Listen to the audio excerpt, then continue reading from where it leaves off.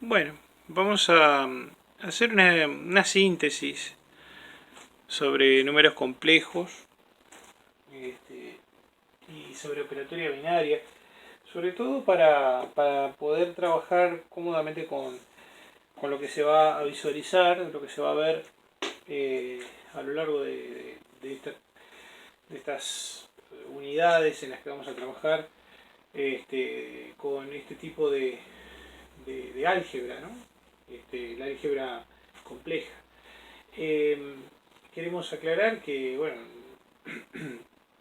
principalmente aplicamos esto a circuitos que trabajan en régimen sinusoidal, por lo tanto va a plasmarse su aplicación directa en los circuitos resonantes, en los circuitos RLC, o circuitos con componente real e imaginario, componente reactiva y componente activa y reactiva. Básicamente con circuitos que tengan resistor, capacitor o resistor inductor o las tres componentes, ¿no? Resistor, inductor y capacitor. Pero bueno, vamos a ver, ¿qué es un número complejo? Un número complejo es un número que está determinado por, a diferencia de un número real que está determinado por solamente un punto dentro de una línea, ¿sí? Que llamamos eje real, ¿sí? Nosotros tenemos el 0, tenemos valores positivos, tenemos valores negativos. En torno a ellos, en esa línea podemos elegir cualquier punto y ahí vamos a tener un valor. Ese valor es un número real. Podrá ser natural, decimal, con componente, quiere decir fraccional, racional, irracional, lo que quieran, pero un número real al fin.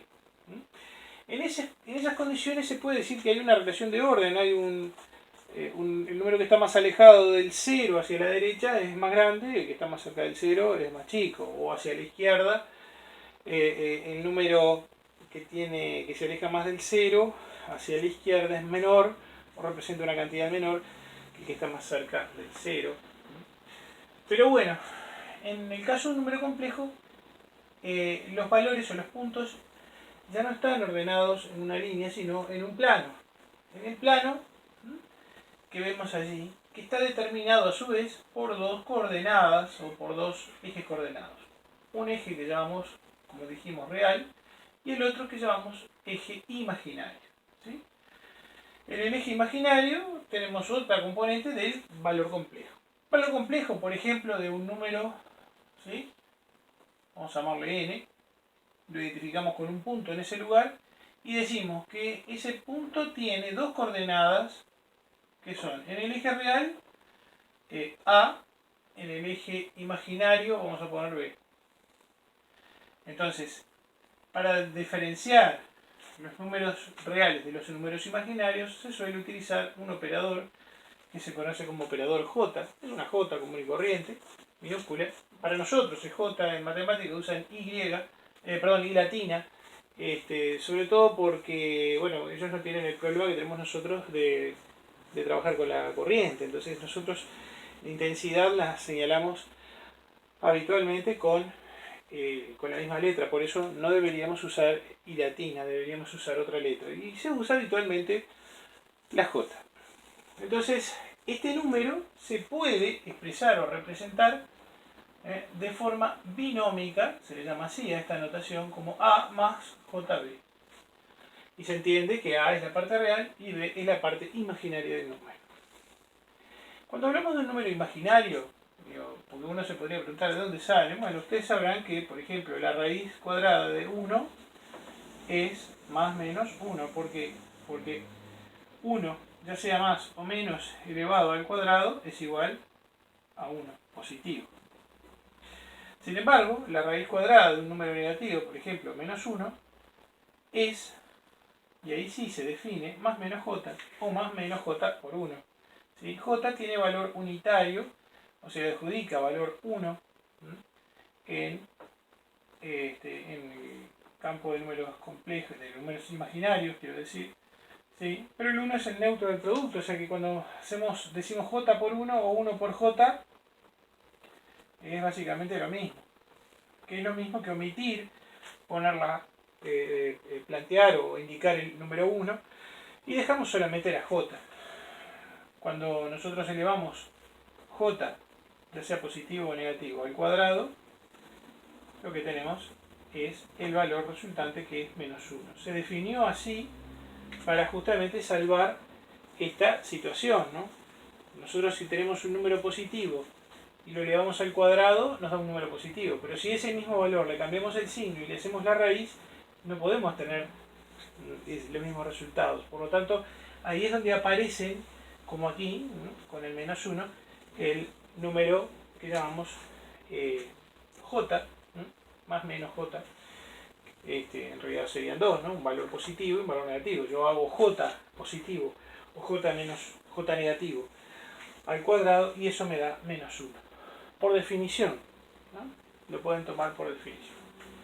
Este número se puede escribir también como resultado de considerar una forma un poco más vectorial, es decir, considerar un vector que parte del origen del sistema de ejes coordenados con una determinada magnitud que llamamos ρ, esta letra griega es ρ, y un ángulo φ.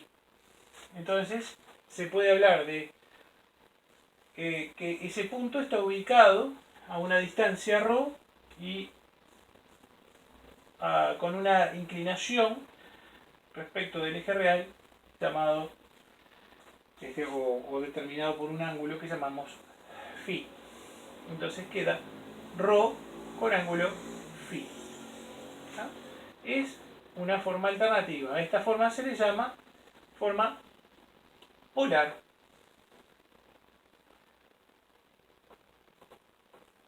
Forma polar. A esta se le llama binómica o rectangular.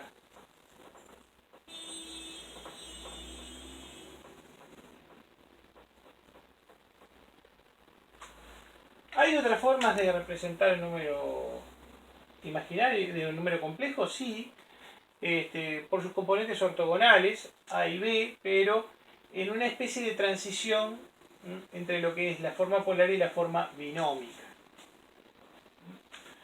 que es considerando lo siguiente: el valor A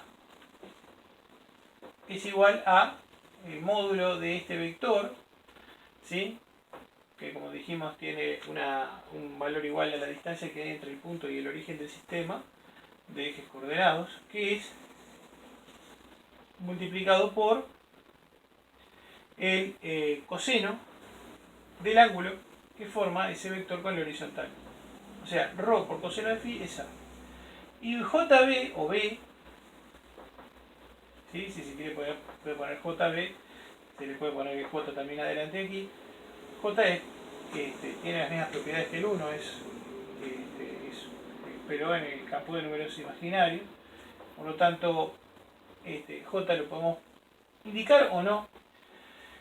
B, el valor B, si quieren lo sacamos a los efectos de no confundirlos, porque es la primera vez que lo ven, así que lo dejamos así. El valor B, ¿sí?, o sea, la proyección del número complejo en el eje imaginario, es ρ, pero por seno del ángulo φ. A es la proyección del número complejo en el eje real y B es en el eje imaginario. Entonces, si se suplanta A y B en la forma binómica, se tiene la forma trigonométrica, o llamada así trigonométrica. ρ coseno de φ más jρ seno de φ. ¿Se entiende? Esta es la forma trigonométrica.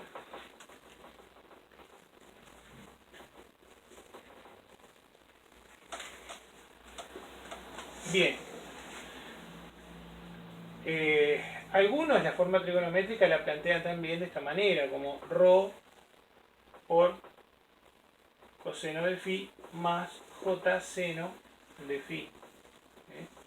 Es también la forma trigonométrica. Y hay una cuarta forma de plantearlo, que es usando el módulo, ¿sí?, ρ multiplicado por la base de los logaritmos naturales elevado a la j φ, ¿sí?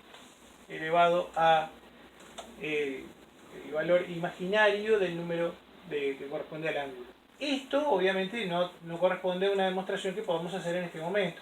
Esto lo van a ver en matemática. Yo no quiero profundizar demasiado porque tampoco corresponde a Saúl.